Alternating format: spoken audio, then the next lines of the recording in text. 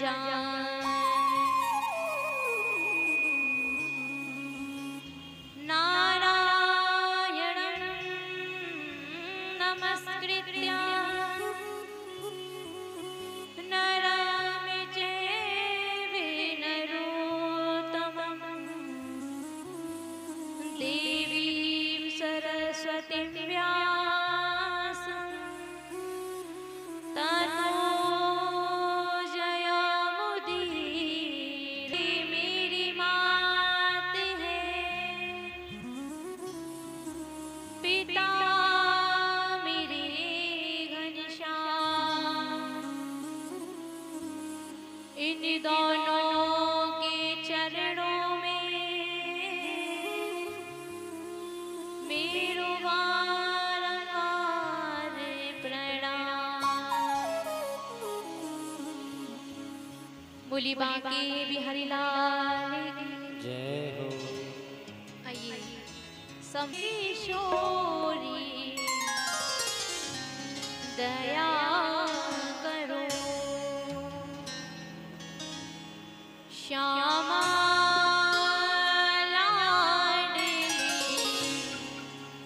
कृपा करो, दया करो प्यारी कृपा करो, दया करो प्यारी दया करो, राधे किशोरी दया करो।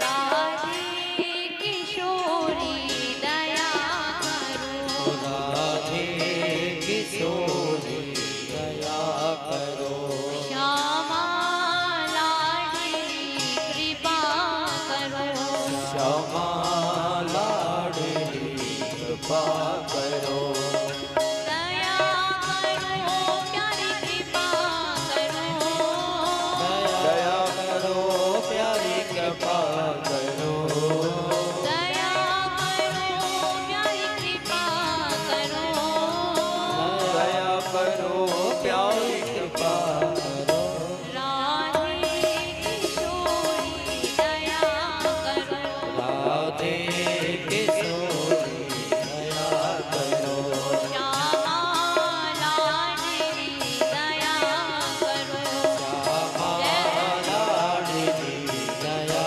करो।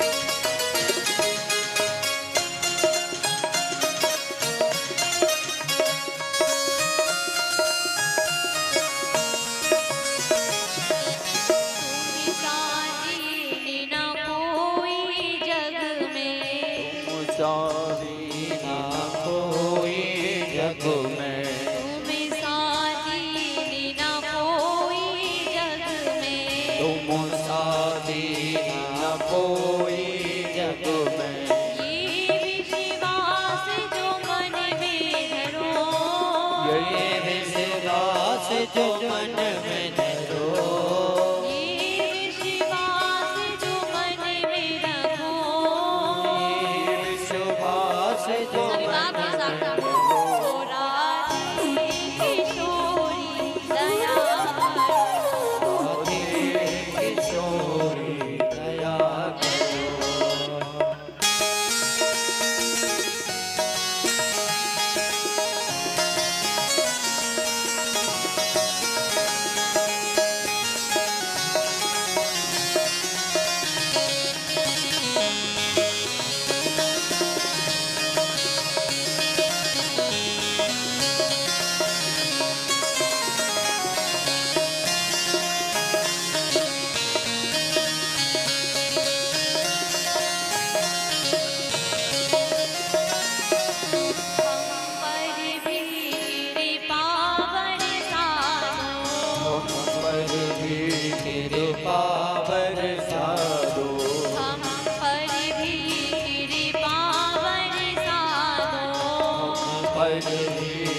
कृपा बरसा दो।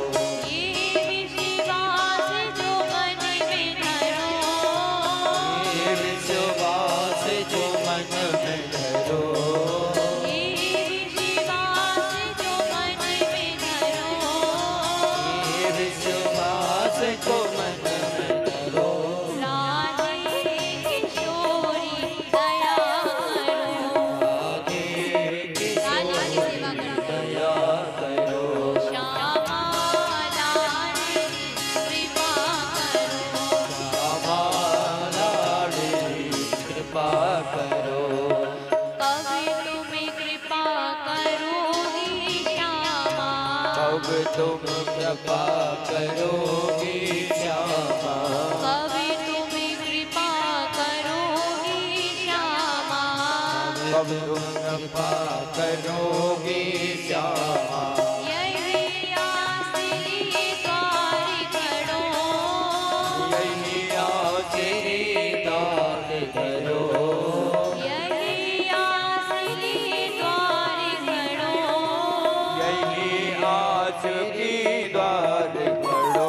राधे किशोरी दया करो, राधे किशोरी दया करो। ओ श्यामा लाडली दया करो, श्यामा लाडली दया करो। राधे किशोरी दया करो, राधे किशोरी दया करो। श्यामा लाडली कृपा करो, ओ श्यामा लाडली दया करो।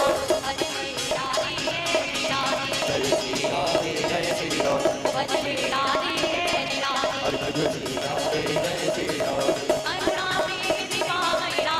करुणामयी कृपामयी राधे, करुणामयी कृपामयी राधे। करुणामयी कृपामयी राधे, करुणामयी कृपामयी राधे। दयामयी राधे, दयामयी राधे। कृपामयी राधे, कृपामयी राधे। ओ भजने राधे राधे, ओ भजने राधे जय श्री राधे। भजने राधे जय श्री राधे। भजने राधे जय श्री राधे। भजने राधे जय श्री राधे। भजने राधे जय श्री राधे। भजने राधे जय श्री राधे। शिव शंकर भगवान की भागवत महापुराण की जय जय श्री राम, जय जय श्री राम, जय जय श्री राम। अनंत ब्रह्मांड परात्पर ब्रह्म परमात्मा सर्वशक्तिमान दयालु अजन्मा अनंत निर्विकार सर्वदा सर्वव्यापक अजर अमर भगवान राम श्री गोविंद के चरणों में हम सब मिलकर के बारंबार प्रणाम करते हैं। सर्वप्रथम आदि कृष्ण नारायण भगवान व्यास सुखदेव भगवान को प्रणाम करते हुए और इस प्रांगण में जितने भी विराजमान हैं आप सभी के व्यास की ओर से जय जय श्री, थोड़ा जोर से बोलिए ना, जय जय श्री, जय जय श्री।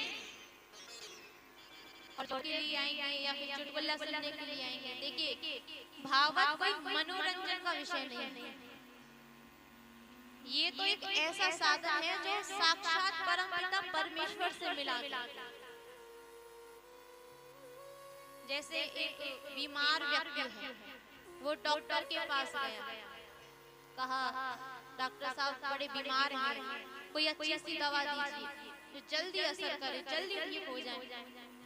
डॉक्टर ने चूरन दे दिया, दवाई खा ली, तो उसने जैसे खाई तो दवा बहुत कड़वी लगने लगी। अरे ये तो बड़ी कड़वी है, कैसे खाएं इसको? तो डॉक्टर ने क्या किया कि एक काम करो, इसमें जरा सा शहद मिला लो। तो दवाई में क्या मिलाया? शहद मिला दिया। अब उसने खाई तो थोड़ी सी और कड़वी लगने लगी। अब जो बीमार व्यक्ति है तो उसने और ज्यादा शहद मिला लिया। अब तो हमारा दवाई का तो नामो निशान नहीं है, अब वो शहद ही शहद मिला हुआ है।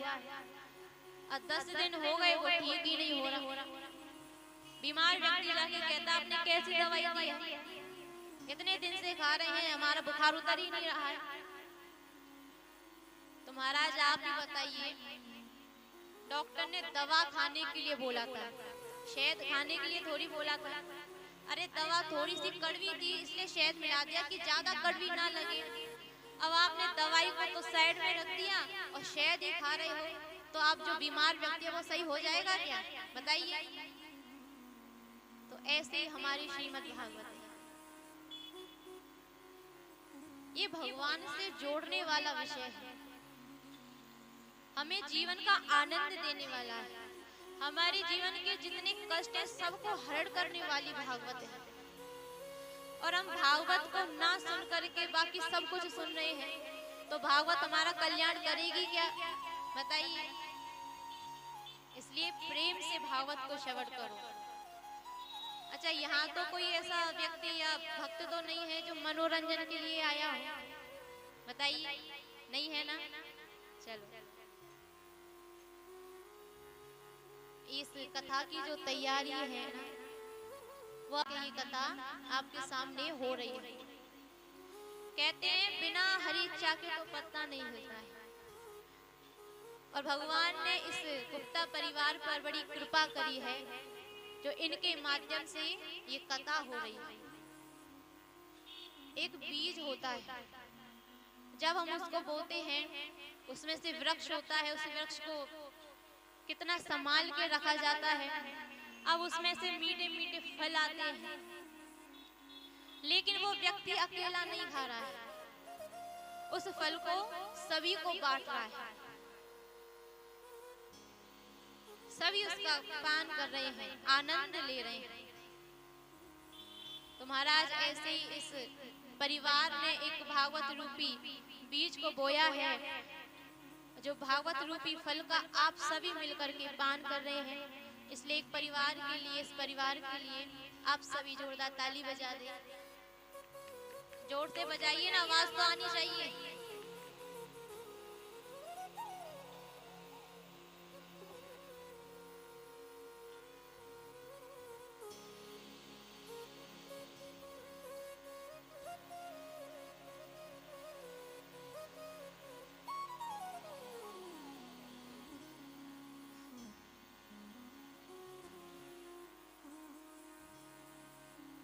भागवत का प्रथम श्लोक है। आइए, जो बोल सकता है वो पीछे पीछे दोहराए, बहुत सरल श्लोक है, और जो नहीं बोल सकते हैं वो शांति से सुने।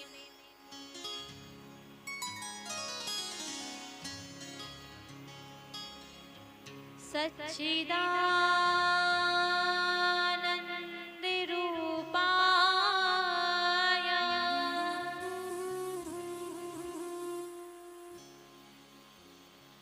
सच्चिदानंद रूपाय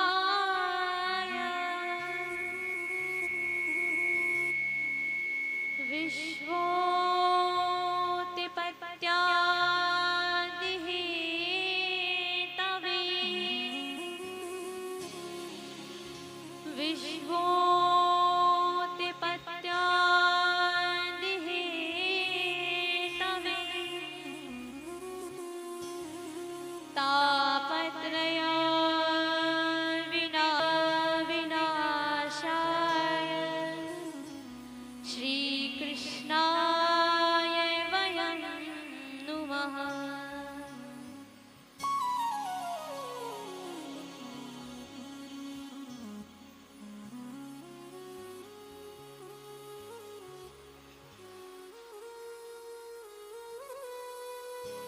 भागवत का प्रथम श्लोक है। इस श्लोक में भगवान के स्वरूप का वर्णन किया गया है।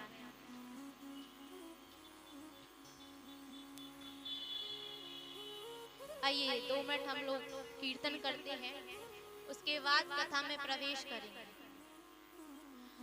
जय जय राधा रमन हरि बोल,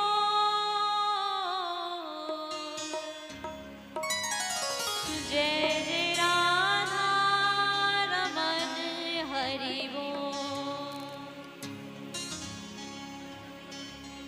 जय जय राधा रमन हरि बोल, जय जय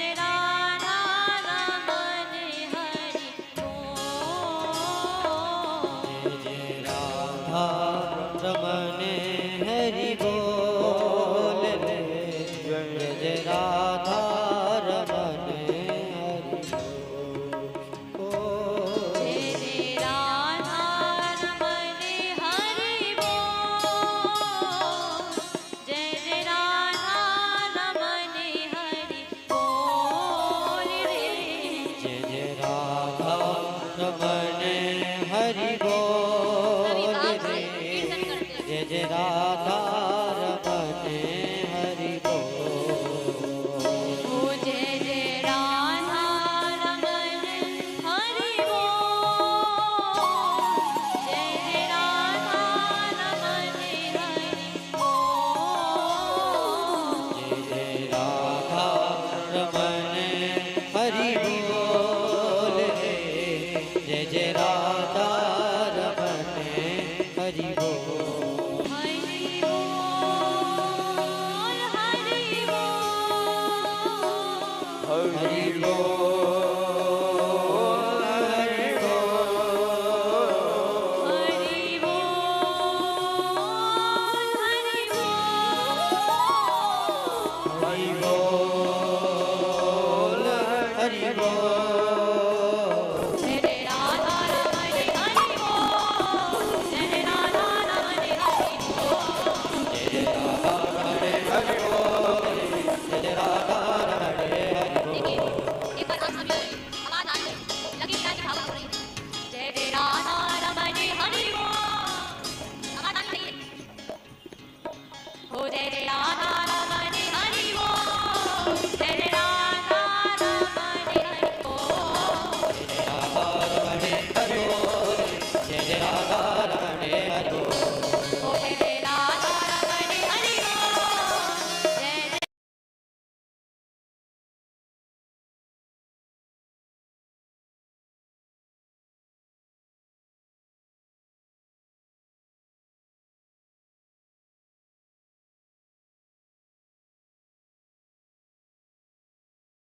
जय राधा रमण हरि बोल रे। जय जय राधा रमण हरि बोल रे। जय जय राधा रमण हरि बोल। ओ जय जय राधा रमण हरि बोल। जय जय राधा रमण हरि बोल। जय जय राधा रमण हरि बोल रे। जय जय राधा हरि बोल। हरि बोल हरि बोल हरि बोल हरि बोल। हरि बोल हरि बोल हरि बोल हरि बोल। हरि बोल हरि बोल हरि बोल हरि बोल। हरि बोल हरि बोल हरि हरि बोल। राधा रमण हरि बोल। जय जय राधा रमण हरि बोल। जय जय राधा रमण हरि बोल। जय जय राधा रमण हरि बोल। जय जय राधा रमण हरि बोल। जय जय राधा रमण हरि बोल। जय जय राधा रमण हरि बोल। जय जय राधा रमण हरि बोल। जय जय राधा रमण हरि बोल। जय जय राधा रमण हरि बोल। जय जय राधा रमण हरि बोल। जय जय राधा रमण हरि बोल। जय जय राधा रमण हरि बोल। जय जय राधा रमण हरि बोल। श्री राधा रमण सरकार की।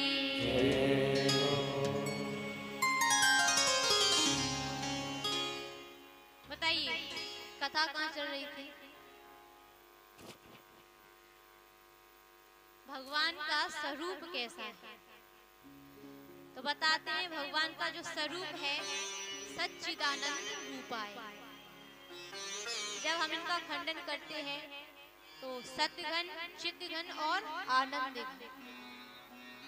परमात्मा सत्य रूपी है। देखिए, एक तो होता है सत्य और एक होता है परम सत्य। अब सत्य क्या है? तो मान लीजिए मैं आपको कथा सुना रही हूँ, आप सभी बैठ कर के प्रेम से कथा को श्रवण कर रहे हैं। कथा के जो वाक्य हैं, शब्द हैं, वो आपके कानों में जा रहे हैं कि नहीं जा रहे? मुझे तो लग रहा है नहीं जा रहे। लेकिन ये सत्य कितने समय तक है? जब तक 6 नहीं बज जाते। 6 बजने के बाद फिर हम अपने रूम में जाएंगे, आप अपने घर जाओगे। लेकिन परम सत्य उसको कहते हैं जो बदले नहीं, जो जैसा है वो वैसा ही रहे जिंदगी भर। और वो तो केवल भगवान ही है। इस संसार में कोई भी ऐसी वस्तु नहीं बनी है जो वैसे ही रहने वाली है। देखिए उसमें कुछ ना कुछ तो परिवर्तन आएगा ही। आप मकान बना लो तो 10 साल बाद उसको भी पेंट वगैरह कराना पड़ेगा, तो मकान भी एक जैसा नहीं रहने वाला। और मनुष्य तो फिर रहने वाला ही नहीं है। तो धीरे धीरे हर चीज में परिवर्तन आ रहा है, सब कुछ बदल रहा है। लेकिन भगवान ही एक ऐसे हैं, जब हम और आप यहाँ नहीं थे तब भी वो थे। आज हम सब हैं यहाँ पे तब भी भगवान है। और जब हम नहीं रहेंगे उसके बाद भी श्री ठाकुर जी रहेंगे। तो परम सत्य श्री भगवान को बताया है। दूसरा स्वरूप बताया है चित्तघन, यानी जो अपने प्रकाश से सभी को उजाला दे रहे हैं। और कौन सा प्रकाश? ज्ञान रूप, ज्ञान से सभी को चला रहे हैं। ऐसे परमात्मा। और जो तीसरा है वो तो बड़ा सुंदर है, परमात्मा आनंद घन है, आनंद सिंधु है। जैसे आनंद को बड़ा सस्ता समझ रखा है, जरा सा कुछ खा लिया आनंद आ गया, कोई अच्छे वस्त्र पहन लिया, अरे कितने सुंदर लग रहे हैं, आनंद आ गया। अरे आनंद कोई इन सांसारिक वस्तुओं में थोड़ी है। मान लीजिए आपको कोई मिठाई दे दी जाए, आप कितनी मिठाई खा लोगे?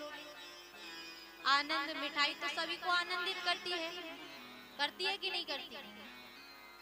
तो आपको 4 मिठाई दे दे तो आप खा लोगे? अच्छा खा ही लोगे। 4 से और 8 दे दो, नहीं खावेगी, दूसरे दिन देखोगे भी नहीं। तो कहने का अर्थ केवल इतना है कि आनंद जो है वो सांसारिक की किसी भी वस्तु में नहीं है। वो सुख है कुछ समय के लिए, लेकिन आनंद तो केवल परमात्मा के नाम में है, परमात्मा के कीर्तन में है, भजन में है, सत्संग में है। वो पूरे आनंद स्वरूप है। तो ऐसे भगवान जो सच्चिदानंद स्वरूप है, करते क्या है? तो बताया विश्वोत्पत्त्यादि हेतवे, इस विश्व की उत्पत्ति करते हैं। लेकिन इनके अंदर गुण क्या है?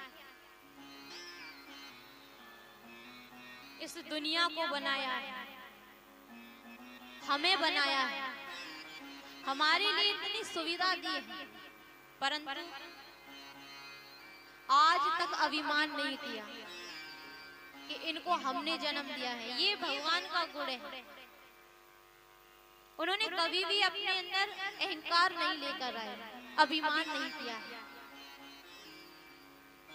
लेकिन आजकल हर व्यक्ति अपने परिवार को चलाता है तो वो अहंकारी हो जाता है कि अगर मैं नहीं रहा तो मेरा जो परिवार है वो रोड पर आ जाएगा। ऐसे कईयों को मैंने कहते हुए सुना है। लेकिन भगवान तो पूरी दुनिया को चला रहे हैं, उन्हें तो कभी अहंकार नहीं आया। एक बूढ़ी अम्मा थी, तो उनके पास गाय का चारा था। चारा मतलब समझते होंगे, तो गाय का चारा था सर पे। अब वो उस पोटली को लेके जा रही हैं।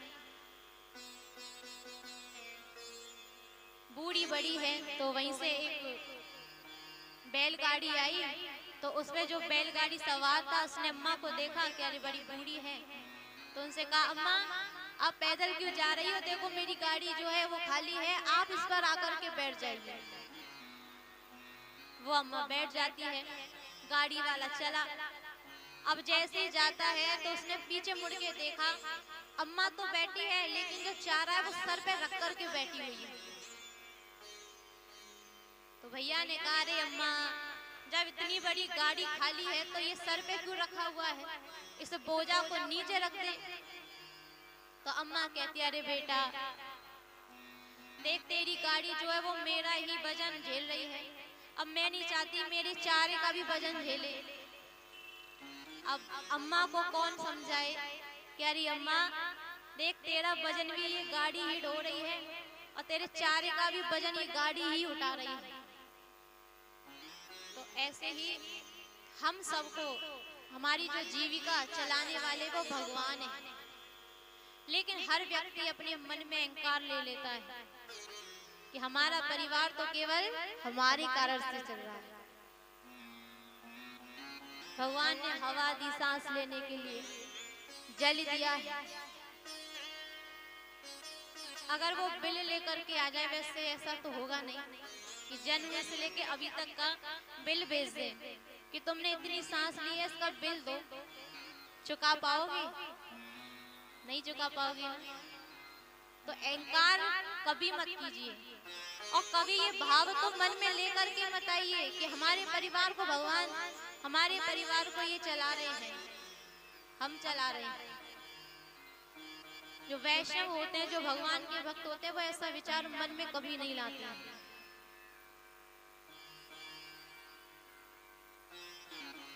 हमें जितना भी मिल रहा है वो हमारे नसीब से, वो भगवान की कृपा से मिल रहा है। जभी तो कहते हैं बिन पानी की नाव खे रहा है, वो नसीबों से जाना दे रहा है। बिन पानी के नाव खे रहा है, वो नसीबों से ज्यादा दे रहा है।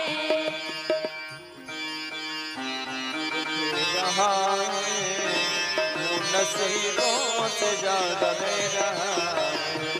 बिन पानी के नाव दे रहा है, वो नसीबों से ज्यादा दे रहा है। बिन पानी के नाव दे रहा है, वो नसीबों से ज्यादा दे रहा है। वो नसीबों से ज्यादा दे रहा है। वो नसीबों से ज्यादा दे रहा है।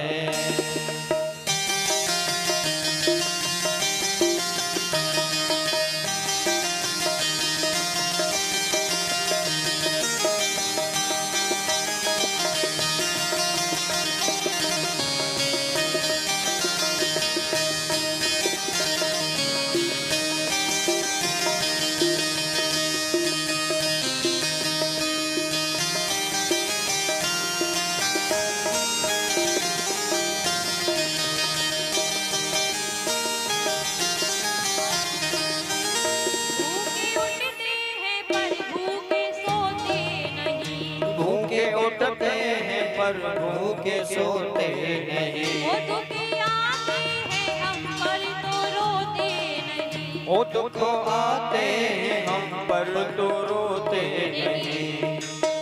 कैसी कृपा है भगवान की। व्यक्ति जगता तो भूखा है, लेकिन कभी भूखा नहीं सोता है। भूखे उठते हैं पर भूखे सोते नहीं। भूखे उठते हैं पर भूखे सोते नहीं। वो दुख आते हैं हम पर तो रोते नहीं। दुख आते हैं हम पर तो रोते नहीं। दिन राते जय हो। दिन राते खबर ले रहा है, वो नसीबों से ज्यादा दे रहा है। दिन रात खबर ले रहा नसीबों से ज्यादा दे रहा है।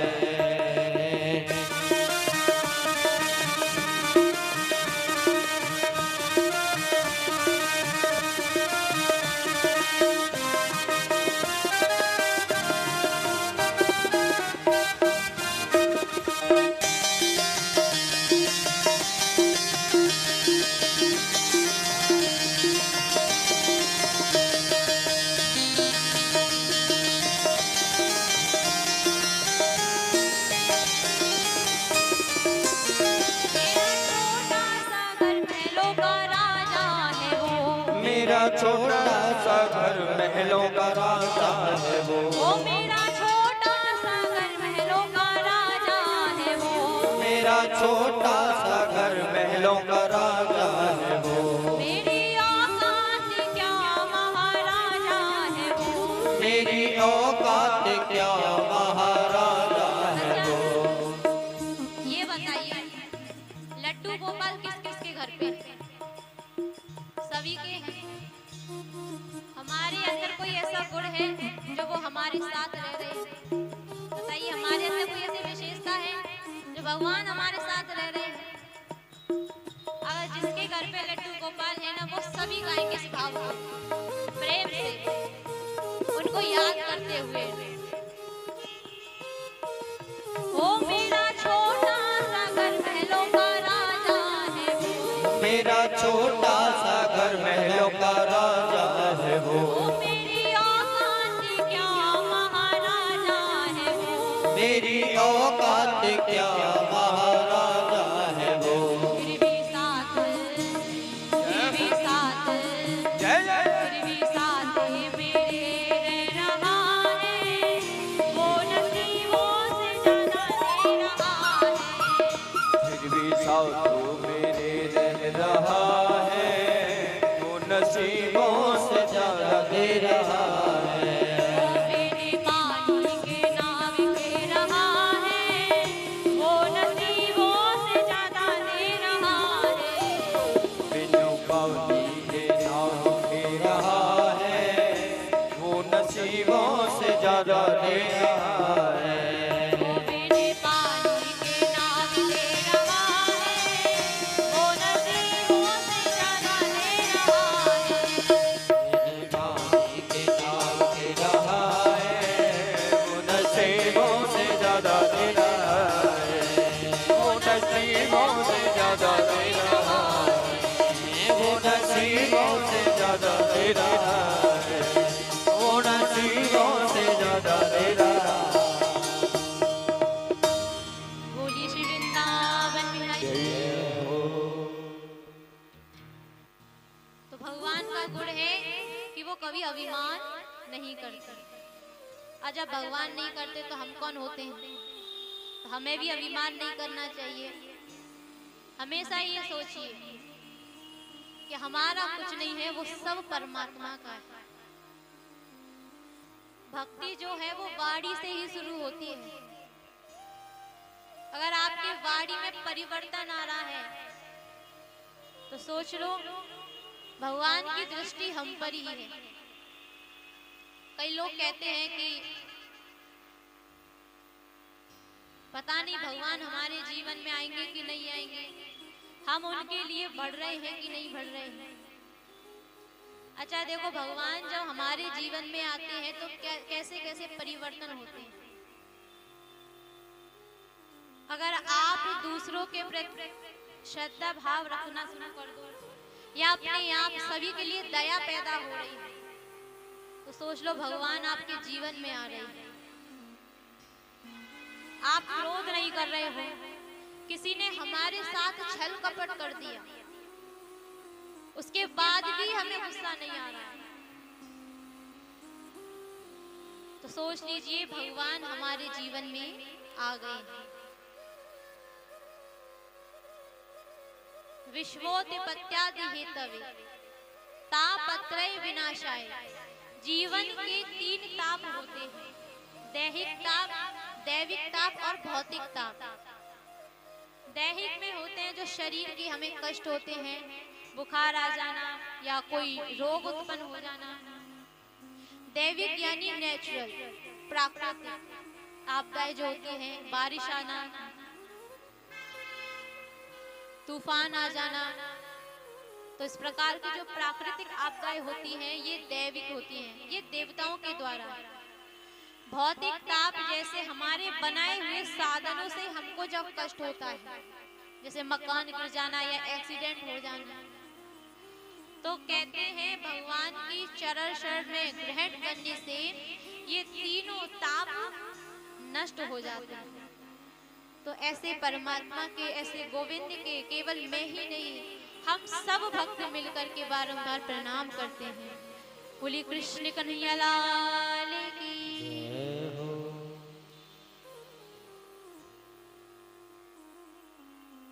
आइए हम लोग उस क्षेत्र पर चलते हैं जहां 88,000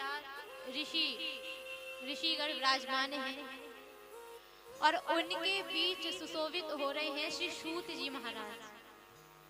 यहाँ से कथा थोड़ी टेढ़ी मेढ़ी है, तो थोड़ा सा ध्यान से सुनोगे तो समझ में आएगी, वरना आपको पता ही नहीं चलेगा व्यास जी क्या कह रहे हैं।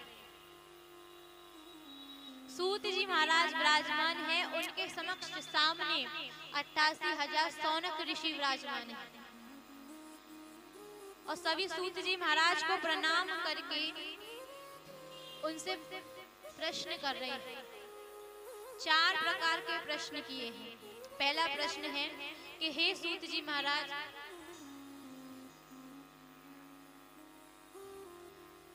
अज्ञान ध्वांत विध्वंस कोटि सूर्य समप्रभा सूथाख्याहि कथासारम् मम कर्णारसायनम्।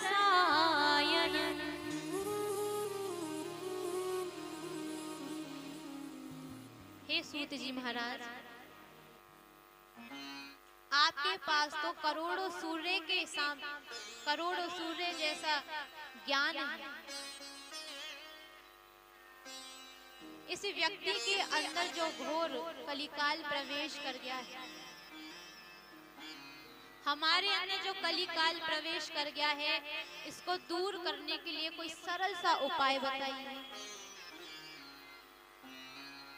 ये पहला प्रश्न है। दूसरा प्रश्न करते हैं कि हे सूत जी महाराज, भक्ति ज्ञान विरागाप्तो विवेको वर्धते महान् माया मोह निराशस्य वैष्णवैः क्रियते कथम्। हे प्रभु, भक्ति ज्ञान और वैराग्य को बढ़ाने के लिए मनुष्य को क्या करना चाहिए? ऐसा क्या उपाय है जो भक्ति हमारे जीवन में आए, ज्ञान वैराग्य हमारे जीवन में आए? तीसरा प्रश्न करते हैं कि प्रभु, इस कली काल का प्रभाव हम पे ना पड़े, इसके लिए कोई सरल सा उपाय बताइए। और वेदों का जो सार है, वेद नहीं केवल सार सुना दीजिए। कृष्ण प्राप्ति करम शाश्वत साधनम तद्वदाधुना, और गोविंद को प्राप्त करा देने वाला कोई उत्तम सरल सा उपाय हमें बताइए। सूत जी महाराज बड़े प्रसन्न हो गए और कहते हैं कि अरे सौनक मुनियों, आपने अपने लिए कोई प्रश्न नहीं किया है, जग कल्याण के लिए किया है। देखिए, कभी संतों के पास जाएं तो उनसे ये नहीं कहना चाहिए कि प्रभु हमारे बालक होंगे कि नहीं होंगे, हमारे जीवन में तरक्की होगी कि नहीं होगी। साधु संत भगवान के परम भक्त होते हैं और भगवान के भक्तों से जाकर के हम पूछ रहे हैं कि बालक संतान होंगे कि नहीं होंगे। उन्हें ग्रस्त जीवन तो उन्होंने पहले ही त्याग दिया है, अब ऐसे ही प्रश्न करके जाओगे तो सोचो उन पर क्या बीतेगी। तो कभी साधुओं के पास, कभी संतों के पास ऐसे व्यर्थ के प्रश्न नहीं लेके जाने चाहिए, ये अपराध है। जो व्यक्ति जैसा है उनसे वैसे ही प्रश्न करो। ये पूछिए कि भगवान कब मिलेंगे, मिलेंगे कि नहीं मिलेंगे, लेकिन सांसारिक प्रश्न कभी नहीं करना चाहिए, इससे अपराध बनता है। सूत जी महाराज सौनक मुनियों से कहते हैं कि अरे मैं तुमको एक इतना सरल उपाय बताता हूँ, ऐसी सुंदर कथा को श्रवण कराऊंगा जो साक्षात तोते के मुंह से निकली हुई है। देखो हमारे मनुष्य जो मानव के जीवन का दुख होता है, जो डर है, अच्छा आप सभी जानते हैं मनुष्य का सबसे बड़ा डर क्या है, मालूम है क्या? मृत्यु। इस जीवन में, इस दुनिया में व्यक्ति किसी से नहीं डरता है। कोई डरता है बताओ? लेकिन डरता है तो केवल मरने से। अजी मरने से भी नहीं कहेंगे हम तो कहेंगे छूटने से, क्योंकि आप मर जाओगे तो एक बार आंख बंद हो जाएंगे, लेकिन छूटने से डर ऐसे लगता है जैसे मान लीजिए आप सो रहे हो, फिर आप सो करके उठो तो आपको पता है हम सो रहे हैं और सोने के बाद हमारी आंख जैसी खुलेंगी तो हमारा परिवार मिल जाएगा, हमारा जो मकान है वो मिल जाएगा, हमारा बिजनेस है वो सब मिल जाएगा। लेकिन मृत्यु में भी ज्यादा अंतर नहीं है, जैसे सोने में आंख बंद होती है वैसे मरने में आंख बंद हो जाती है। तो क्या डरना है? लेकिन डर तो ये है कि हमको मालूम है कि जब हम सोएंगे तो जग करके वापस सारी चीजें मिल जाएंगी, लेकिन जब हम मर जाएंगे, हमारी मृत्यु आएगी तो एक बार आंख बंद हुई तो दोबारा नहीं खुलेंगी, फिर हमारा परिवार छूट जाएगा, हमारा बिजनेस चला जाएगा। तो मरने से नहीं, छूटने से डर लगता है। और इसी डर को दूर करने के लिए श्री सुखदेव जी महाराज ने इस पृथ्वी पर भागवत जी का प्राकट्य किया है। विशेषता ये है कि सुखदेव जी महाराज हैं, ये कथा जो विस्तार से है वो कल आएगी, लेकिन महात्म्य के हिसाब से राजा परीक्षित को जब मृत्यु का श्राप लगा था तो उन्होंने इस कथा का श्रवण किया, और जैसे कथा का श्रवण किया तो अंतिम दिवस वाले दिन उनकी सुंदर मुक्ति हुई। लेकिन उसी के बीच देवता आते हैं, आकर के कहते हैं कि आप बदले में अमृत ले लीजिए और उसके बदले हमको कथा पान करा दीजिए। तो सुखदेव जी ने उनको इनकार कर दिया और कथा का पात्र अधिकारी नहीं समझा, उन्हें मना कर दिया।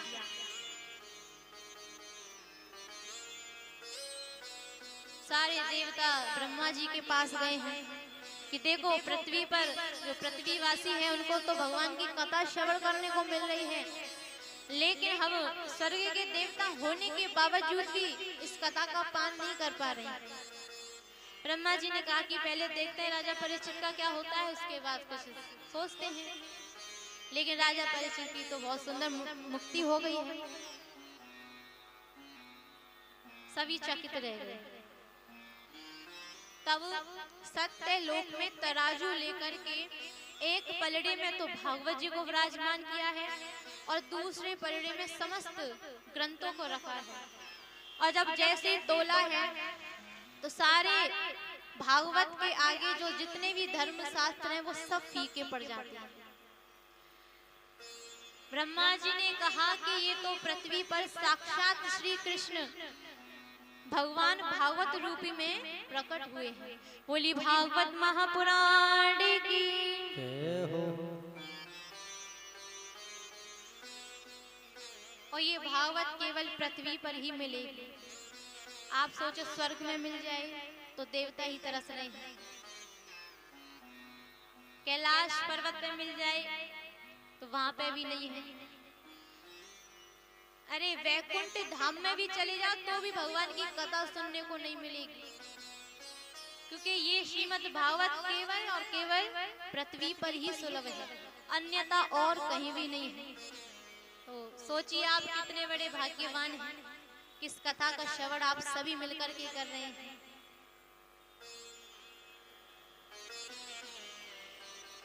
सौनक मुनि सूत जी महाराज से कहते हैं कि प्रभु जब ये भागवत इतनी ही शानदार है तो इसको केवल 7 दिनों में ही क्यों सुना जाता है?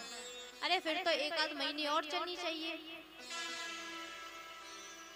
सूत जी महाराज कहते हैं कि अरे ये जो साप्ताहिक विधि है, सप्ताह पारायण की विधि है, ये ब्रह्मा जी के पुत्र सनकाद ऋषियों ने नारद जी को श्रवण करा करके प्रारंभ किए। तो सौनक मुनि कहते हैं अरे नारद जी तो 2 घड़ी से ज्यादा कहीं टिकते ही नहीं है, तो महाराज एक बात बताइए, उन्होंने 7 दिन पर्यंत एक स्थान पर बैठ करके इस कथा को कैसे श्रवण किया, ये थोड़ा विस्तार से बताइए।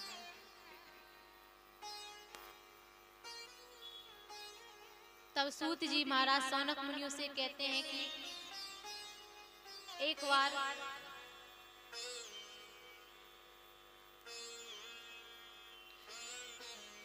विशालापुरी में नारद जी भ्रमण कर रहे थे और ब्रह्मा जी के पुत्र हैं सनक, सनंदन, सनातन और सनत कुमार।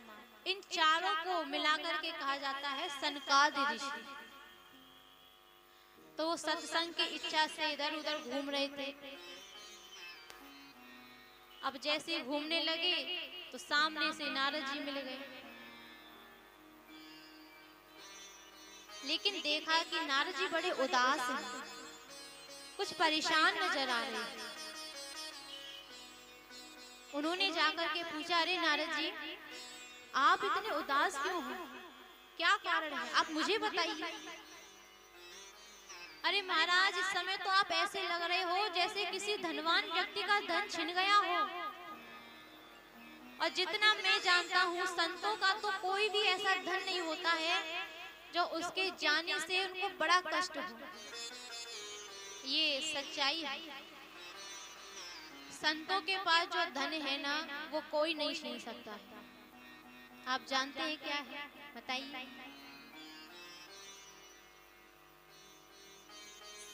भजन संकीर्तन। एक संत थे, तो वो एसी की गाड़ी में बैठ करके कहीं जा रहे हैं, तो तभी एक सेठ जी आकर के उनके सामने बैठ गए, और जैसे सामने बैठे हैं तो उन्होंने देखा कि जो संत के पास बड़ा कीमती सामान है, सोने के बर्तन है, चांदी के सामान है। तो पहले तो सेठ जी चुप रहे, फिर उनसे रहा नहीं गया, तो उन्होंने संत से पूछा कि एक बात बताओ, एसी की गाड़ी में आप भी बैठे हो, एसी की गाड़ी में मैं भी बैठा हूँ, कीमती सामान आपके पास भी है और कीमती सामान मेरे पास भी है, फिर आप में और मुझ में अंतर क्या है? संत एकदम चुप, कोई जवाब नहीं दे रहे। फिर उन्होंने दोबारा से पूछा है, फिर भी कोई जवाब नहीं दिया। कुछ समय बाद आगे स्टेशन आता है और उस पे जाकर के ट्रेन रुकी है, तो संत ने कहा चलो एक कप चाय पी करके आते हैं। तो सेठ जी के साथ वो बाहर जाते हैं, चाय पीते हैं। अब जैसे चाय पी ही रहे हैं, उधर से ट्रेन ने हॉर्न बजाया है, तो सेठ जी एकदम खड़े हुए कि चलो हमारा ट्रेन जाने वाली है। संत ने सेठ जी का हाथ पकड़ लिया। आप क्या कह रहे थे? सामान आपके पास है, आप मेरे पास है, क्या बोल रहे थे, थोड़ा विस्तार से बताओ। अब मैं बताता हूँ हम दोनों में अंतर क्या है। सेठ जी बोले अरे महाराज क्या बात कर रहे हो, ट्रेन जाने वाली है, हॉर्न बजा रही है, चलो ट्रेन में जा करके बात करेंगे।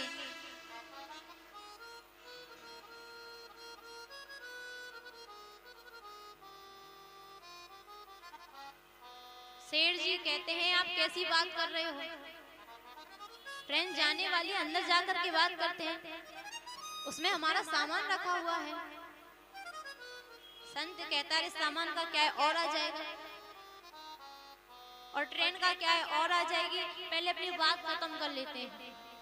संत जैसे ऐसे शब्दों को बोला, सेठ जी ने अपना हाथ छुड़ाया। महाराज बस मैं समझ गया आप क्या कहना चाह रहे हैं।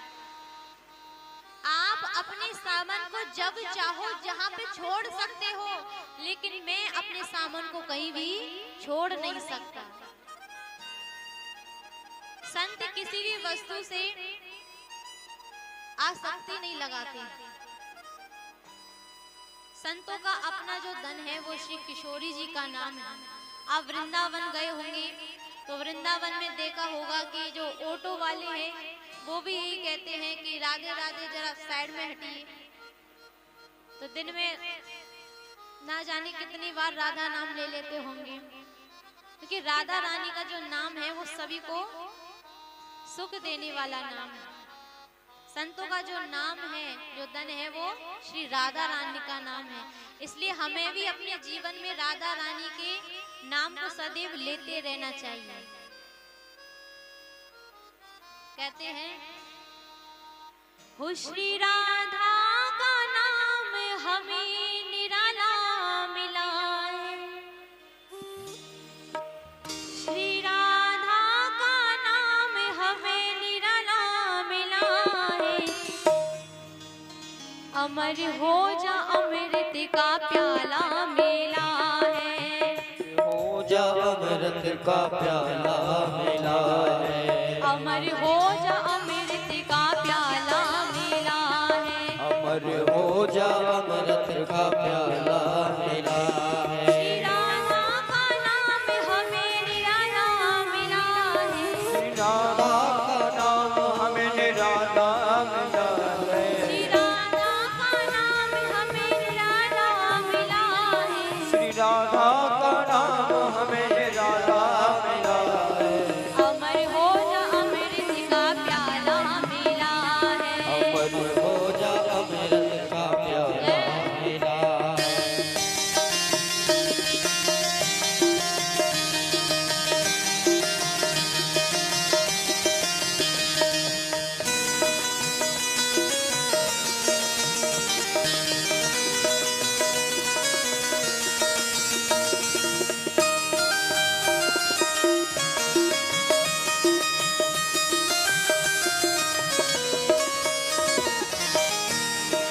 और राधा रानी के नाम में और क्या क्या विशेषता है।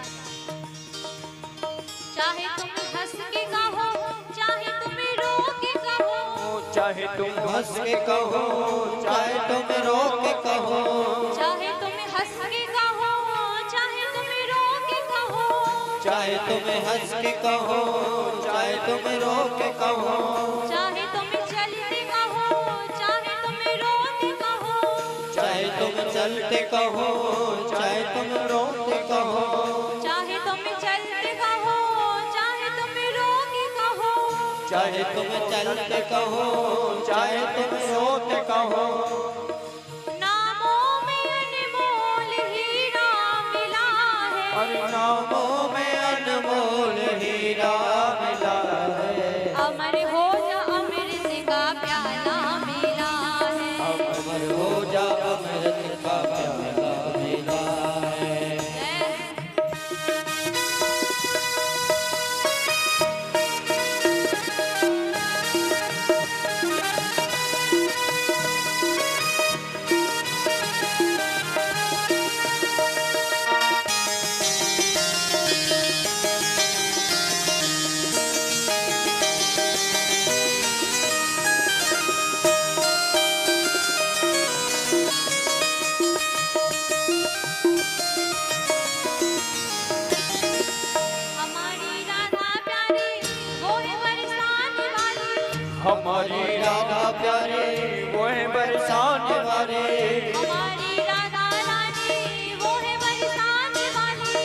हमारे राधा रानी वो है बरसाने वाले, सुखों को देने वाली, दुखों को हरने वाली, सुखों को देने वाले, दुखों को हरने वाले, सुखों को देने वाली, दुखों को हरने वाली, सुखों को देने वाले, दुखों को हरने वाले।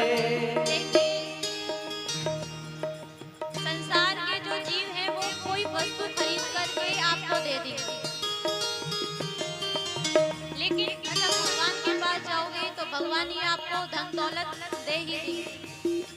लेकिन हमारी किशोरी जी कैसी हैं, वो तो हमारे बांके बिहारी को लेकर के हमारी झोली में डाल दें। हमारी राधा प्यारी वो है बरसाने वाली, हमारी राधा प्यारे वो है बरसाने वाले, सुखों को देने वाली, दुखों को हरने वाली, सुखों को देने वाली, दुखों को हरने वाले। भक्तों को जीवन सहारा मिला है, भक्तों को जीवन सहारा मिला है, अमर हो जा अमृत का प्याला मिला है, अमर हो जा अमृत का प्याला मिला है। हमें राधा नाम का, श्री राधा नाम का हमें प्याला मिला है। अमर हो जा अमृत का प्याला मिला है। अमर हो जा अमृत का प्याला मिला है।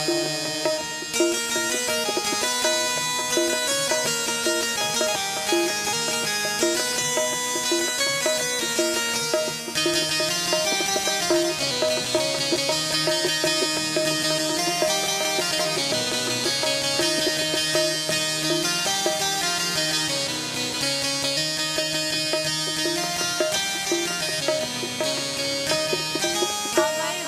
अमृत का प्याला मिला है, अमर हो जा अमृत का प्याला मिला है, अमर हो जा अमृत का प्याला मिला है, अमर हो जा अमृत का प्याला मिला है, अमर हो जा अमृत का प्याला मिला है, अमर हो जा अमृत का प्याला मिला है।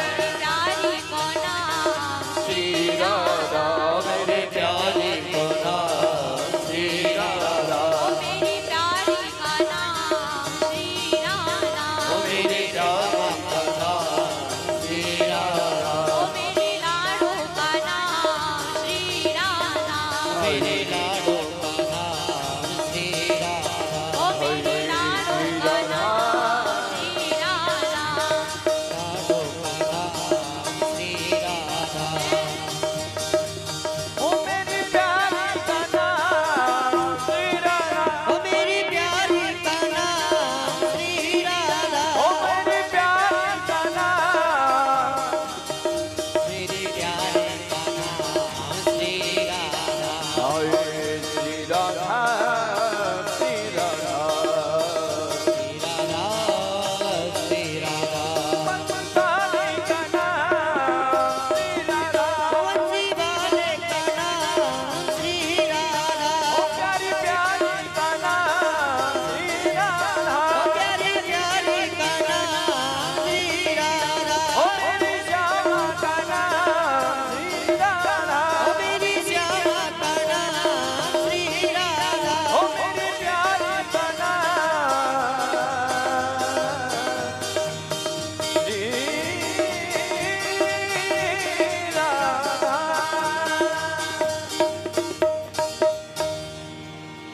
बोली श्री राधा रानी सरकार की। जय हो।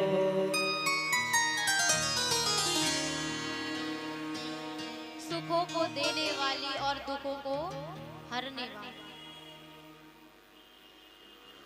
आपने श्री किशोरी जी की प्रतिमा को देखा होगा,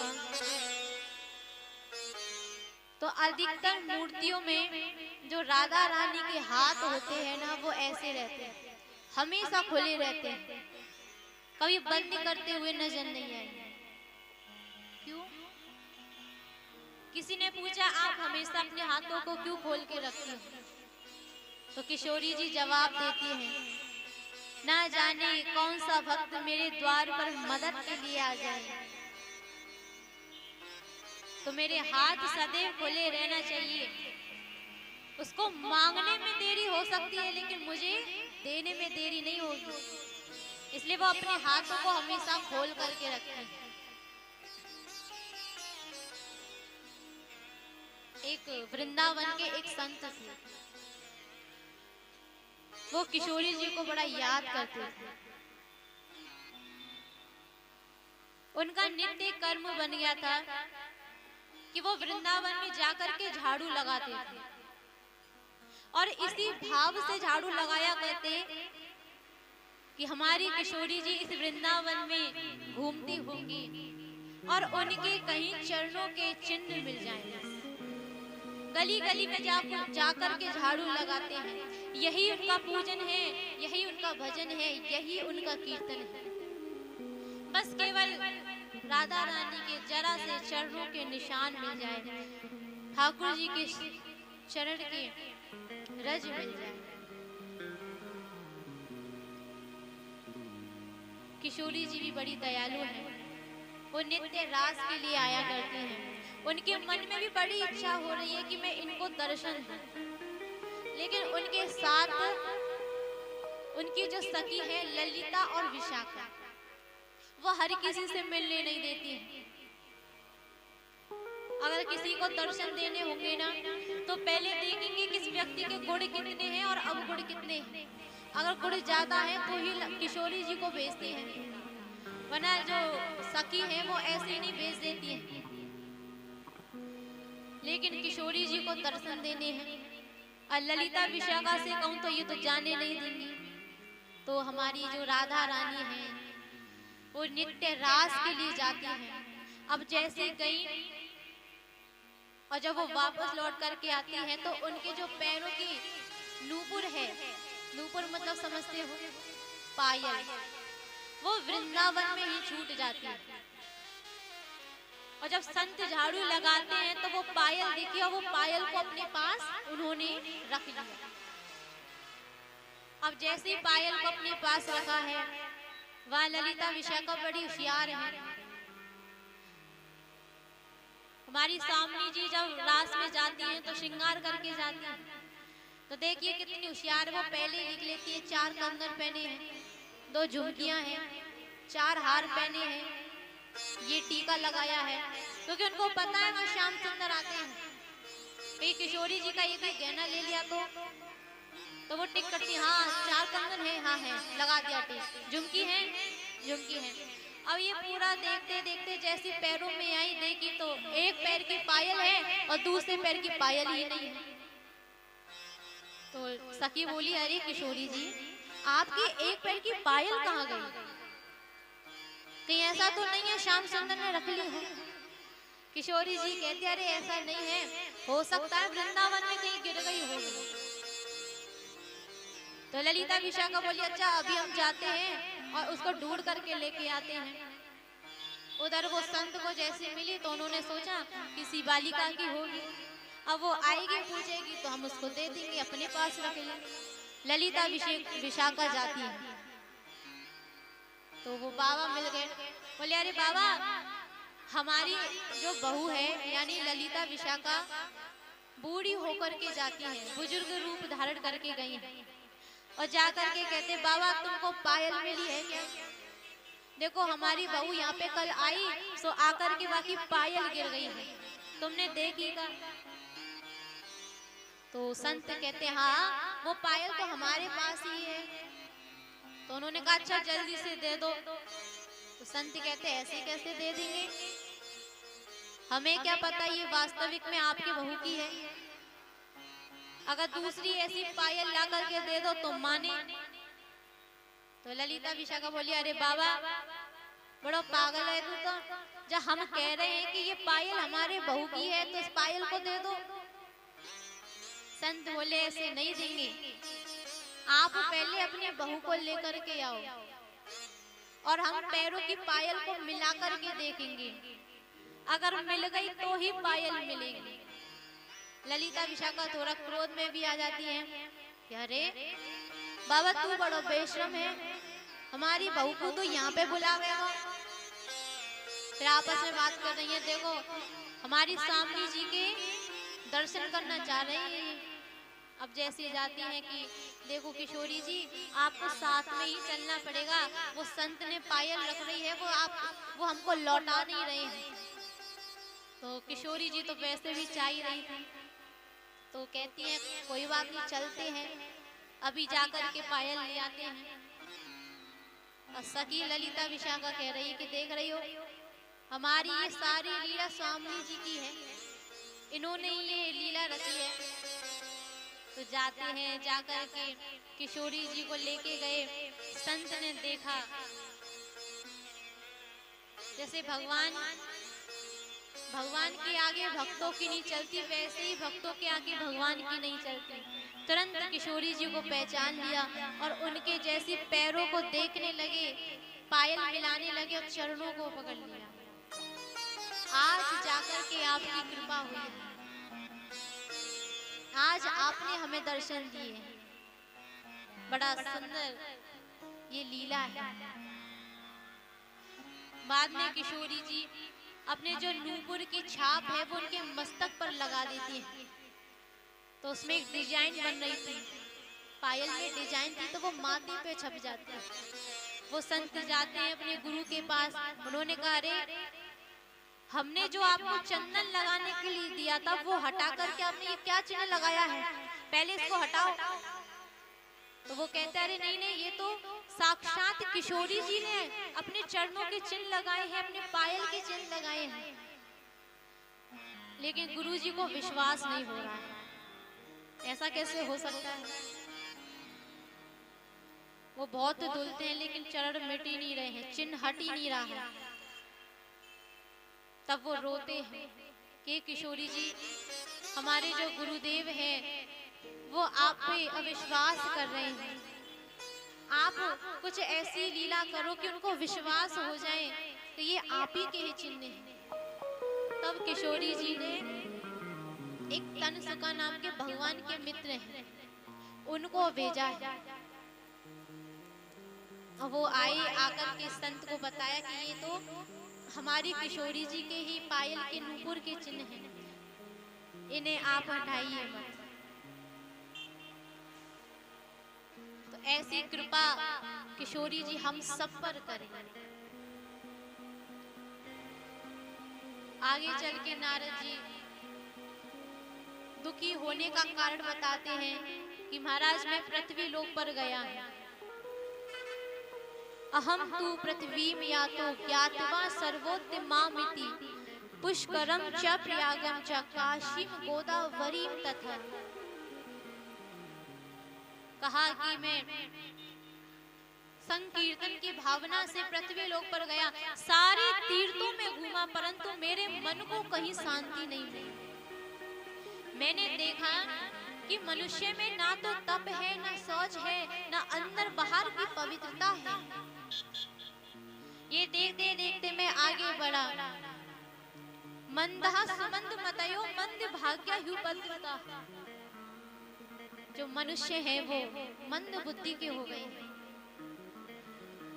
और तो और इतना ही नहीं, माँ बापों को ठोकर मार के घर से निकाला जा रहा है, पति पत्नी में आपस में झगड़े होते रहते हैं।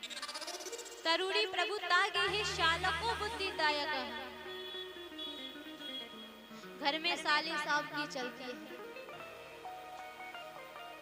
ऐसी हालत देखी, नारद जी बोले कि महाराज नहीं नहीं, मैं घूमते घूमते यमुना जी के तट पर गया, वृंदावन में गया। और जैसे ही वृंदावन में मैं प्रवेश करता हूँ तो वहां मुझे थोड़ी सी शांति मिलती है। बड़ी उदास है, रो रही है। उनके गोद में तो बुजुर्ग वृद्ध अवस्था में व्यक्ति पड़े हुए हैं। नारद जी ने कारण पूछा आप कौन हो? तो वो युवती, वो माता कहती है अहम भक्ति रीति ख्याता एवं में तनयो मतो ज्ञान वैराग्य ना मानो काल योगेन जर्जर। महाराज मैं भक्ति हूँ, और ये जो व्यक्ति आपको नजर आ रहे हैं ना बुजुर्ग अवस्था में, ये मेरे पुत्र ज्ञान और वैराग्य हैं। समय की विडंबना देखो कि माँ तो नव यौवन है, लेकिन उनके जो बालक हैं वो बुजुर्ग हैं। मुझे समझ में नहीं आ रहा कि ये ऐसी अवस्था मेरे बालकों की कैसे हुई। प्रभु, अब आप आए हो तो आपके वचनों को सुनकर के मुझे शांति मिलेगी। मेरे दुख का कारण बताओ। तुरंत नारद जी पहचान गए और कहा, अरे भक्ति देवी, ये कलयुग के प्रभाव से तुम्हारे जो बेटे हैं वो बुजुर्ग अवस्था में आ गए हैं। देखिए, वृंदावन में भक्ति तो है,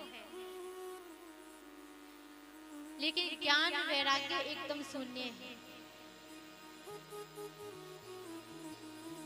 देखी जाए तो ना किसी में ज्ञान है ना वैराग्य है। लेकिन अगर भक्ति है और ज्ञान वैराग्य नहीं है तो वो भक्ति किसी काम की नहीं है। ज्ञान का होना आवश्यक है। भक्ति अपना पूरा परिचय देती है कि मैं द्रविड़ देश में उत्पन्न होती हूँ, कर्नाटक में बड़ी होती हूँ, महाराष्ट्र में मेरा लालन पालन हुआ है, लेकिन गुजरात में आकर के मुझे मेरे जो मैं छीन हो गई।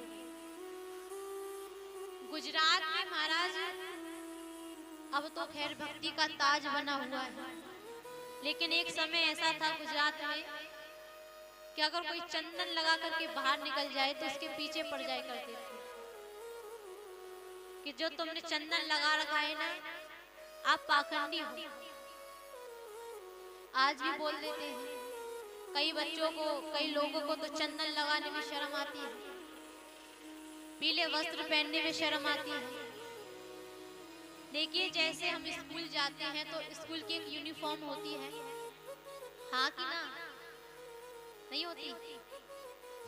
तो डॉक्टर की एक अलग यूनिफॉर्म होती है, आर्मी वालों की एक अलग यूनिफॉर्म होती है।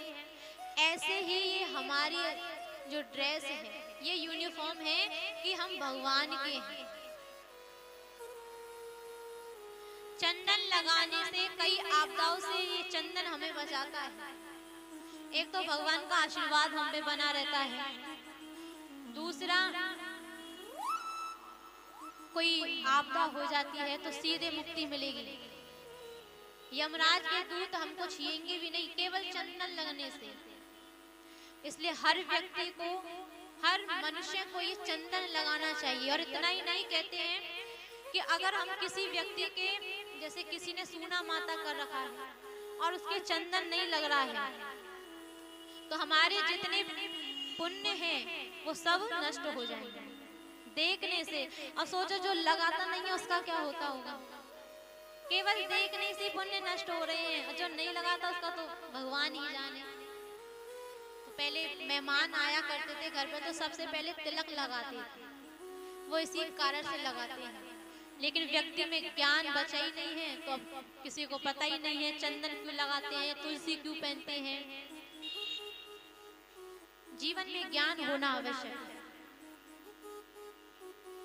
अच्छा, ये 7 दिन कथा के हैं, कल से कौन कौन चंदन लगाकर आएगा? अच्छा, बाद में भले मत लगाना, लेकिन मान लो ये पांडाल है, ये स्कूल ही है, तो स्कूल के यूनिफॉर्म में आना। कल से सभी चंदन लगाकर आओगे। और अगर घर से नहीं लगा सकते हो तो यहाँ पे चंदन की व्यवस्था है, आप यहाँ पे लगा सकते हो। भागवत जो है भगवान से मिलाने वाला साधन है, तो क्यों ना पूरी तरीके से हम भगवान से मिल जाएं।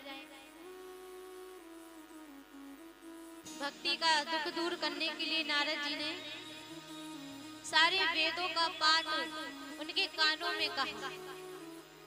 वो थोड़ी सी अवस्था में आते लेकिन फिर से गिर जाते। नारद जी बड़े परेशान हो गए, क्या किया जाए। तभी आकाशवाणी हुई, कह रहे नारद जी आप सत्कर्म करो, और ये सत्कर्म क्या है ये आपको एक संत बताएंगे। नारद जी बड़े परेशान हो जाते। लेकिन भक्ति से तो कह दिया कि देखो तुम भगवान का नाम जाप करो, हम तुम्हारी जो हालत है इसको दूर करेंगे। तो नारद जी यही ब्रह्मा जी के जो पुत्र हैं सनकादि ऋषि, उनसे पूछते हैं कि प्रभु बस इसलिए ही हम भटक रहे हैं कि ये सत्कर्म कौन सा है। एक तो गंगा जी में स्नान करना भी सत्कर्म है, गाय माता की सेवा करना भी सत्कर्म है, तो काफी सारे सत्कर्म हैं। तो ऐसा कौन सा सत्कर्म करूं जो ज्ञान और वैराग्य की अचेत अवस्था दूर हो जाए। अब आप मिल गए हो तो आप ही हमें बता दीजिए।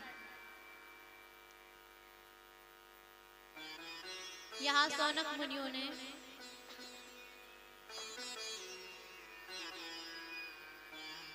सनकादि ऋषियों ने कहा कि अरे नारद जी वो सत्कर्म कोई और नहीं है, वो केवल श्रीमद् भागवत ही है। आप भागवत जी का श्रवण उनको कराइए।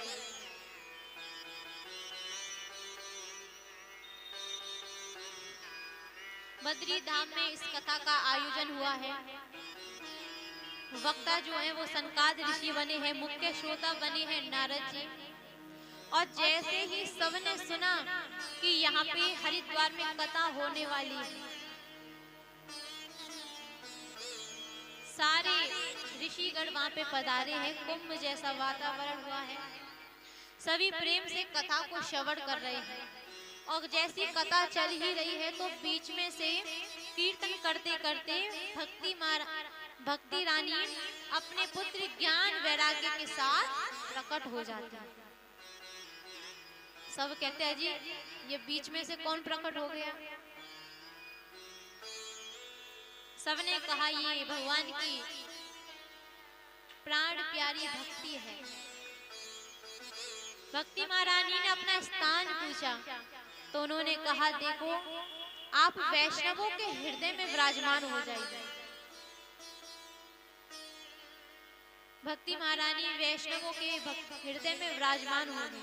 देखिए आज भी भक्ति रानी हमारे हृदय में विराजमान है, लेकिन जब हम भगवान का नाम गायन करते हैं तो भक्ति रानी प्रकट हो जाती है। आपने देखा होगा जब भजन करते हैं तो भक्ति उमड़ती है कि नहीं, बताइए। लगता है कि भगवान का नाम सार है और सब बेकार है। ये भक्ति रानी है। लेकिन जैसे आप कथा से बाहर जाओगे फिर अपने काम में लग जाओगे, भक्ति रानी फिर अंदर चली जाएगी। आप जो भी कथा को श्रवण करो उसको घर जाकर के मंथन कीजिए, उसका चिंतन करिए, तभी जाकर के आपका कथा सुनना सफल होगा। 7 दिन पर्यंत कथा को श्रवण किया, ज्ञान वैराग्य की अचेत अवस्था दूर हो गई भागवत श्रवण करने से। नारद जी सनकादि ऋषियों से कहते हैं कि प्रभु आप एक बात बताइए कि भक्ति रानी ने ज्ञान वैराग्य ने कथा को श्रवण किया है तो उनको तो मुक्ति मिल गई, उनका बुढ़ापा दूर हो गया। ये भागवत जो है और क्या रे नारद जी, ये भागवत तो एक ऐसा ग्रंथ है जो पापियों को भी पाप से तारती है। किसी व्यक्ति ने जीवन भर पर्यंत पाप ही नहीं, व्यक्ति को तो छोड़ो, ये तो प्रेतों को भी तारने वाली है। नारद जी को विश्वास नहीं हो रहा तो सनत कुमार जो है वो एक इतिहास सुना रहे हैं कि देखो नारद जी आपको एक इतिहास सुनाते हैं।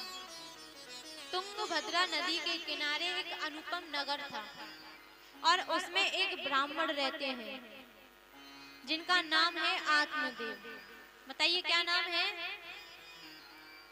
आपका ध्यान कथा में है भी या नहीं है? बोलिए जय जय श्री। नहीं है, जयकारा बता देता है कि किसका ध्यान है किसका नहीं है।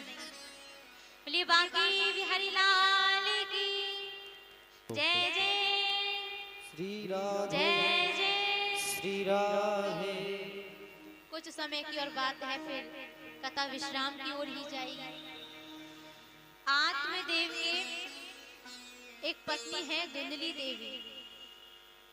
धुंधली देवी थोड़ी सी मंद बुद्धि की है। वो पड़ोसियों से झगड़ा ना कर ले तो भोजन नहीं करती, ऐसा उसका स्वभाव है। आत्मदेव के यहाँ कोई कमी नहीं है, परंतु उसके यहाँ कोई संतान नहीं है। उसको लगता है कि संतान बिना जीवन अधूरा है। नदी के किनारे पहुंच जाता है मरने के लिए, लेकिन एक संत मिले। संत ने दया करके उसको एक फल दिया है। कहा जाओ जाकर के अपनी पत्नी को खिला दो। आत्मदेव जाते हैं, अपनी पत्नी को खिलाते हैं, लेकिन पत्नी फल रख करके कहती है कि स्वामी आप जाइए, मैं तो इसको नहा धोकर के स्नान इत्यादि करके ही पान करूं। धुंधली देवी ने वो फल खाया नहीं है। मन में विचार करने लगी कि पता नहीं क्या जादू टोना करवा के लाए होंगे, ऐसे कैसे इस फल को खा ले।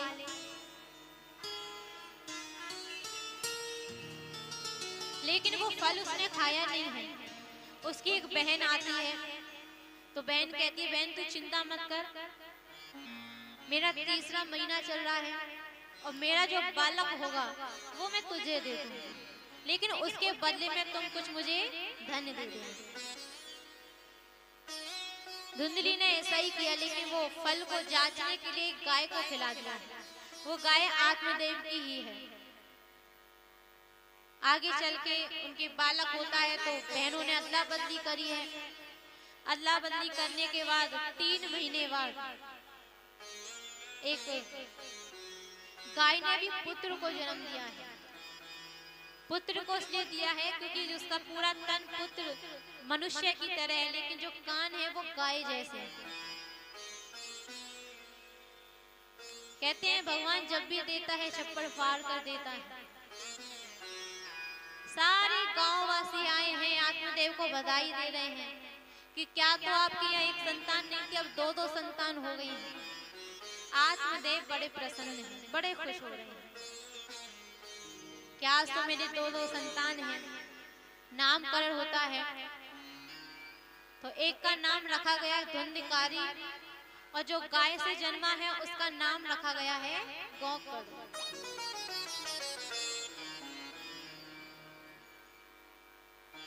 हर माँ बाप को लगता है कि हमारे यहाँ संतान पैदा हो,